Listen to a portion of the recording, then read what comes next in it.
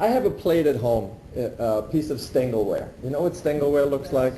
It's a very beautiful plate that looks hand-painted or hand-glazed. And when I was a kid, I used to think that Stengelware, I used to think of it as a communist plate.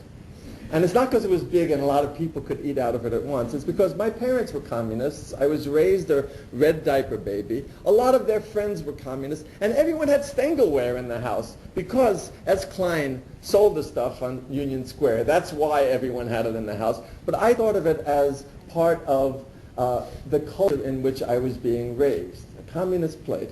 And that is like an advance warning of we tend to generalize from the specifics of our experience. And so when I say that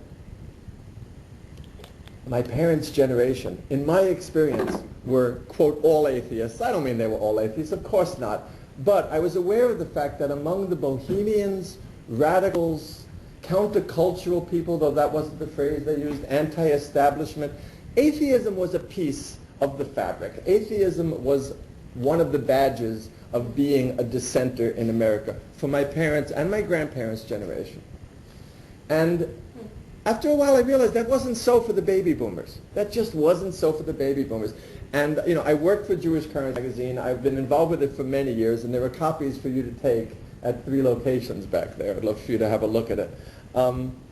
But many people in that community of my parents' and grandparents' generation told a certain classic story of, I raised my kids a certain way and now they're getting religious on me. Not necessarily now they're getting fundamentalist on me or now they're politics I can't relate to. Simply, now they're lighting candles for the Sabbath and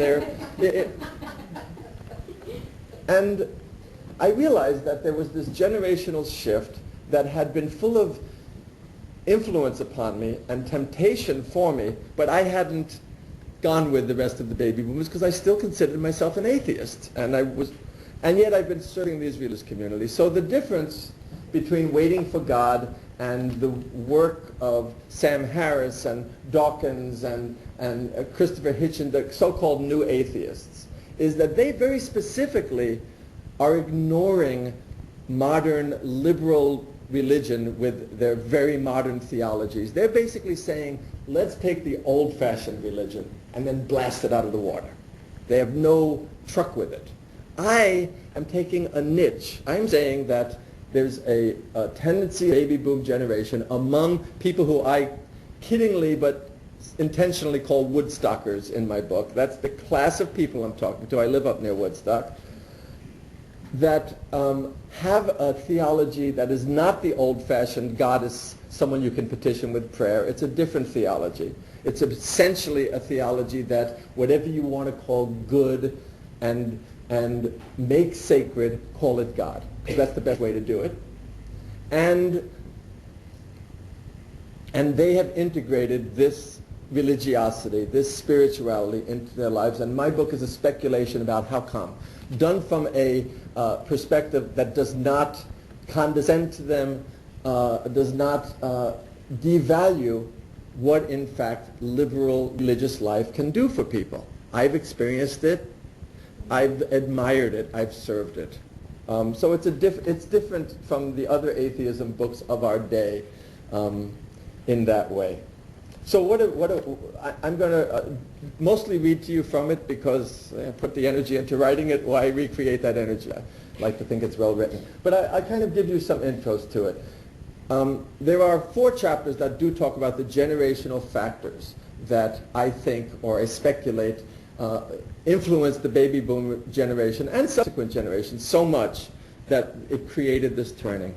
Then there are 3 chapters in which I talk about specific theologians who I actually admire and have been very tempted by. And they are Matthew Fox, a Catholic priest who was defrocked and is now an Episcopal minister, and a very creative force who wrote a book called Original Blessing, as opposed to Original Sin. The emphasis should be on original blessing, he says. Mordecai Kaplan, the founder of the Reconstructionist, the only American-born synagogue movement, who I pulled a quote from, which I love, the blending of Darwinism and social consciousness. And Starhawk, a contemporary witch, who all of the women who I related to in the 80s who were political and having consciousness-raising groups. If they were interested in spirituality, they were reading Starhawk.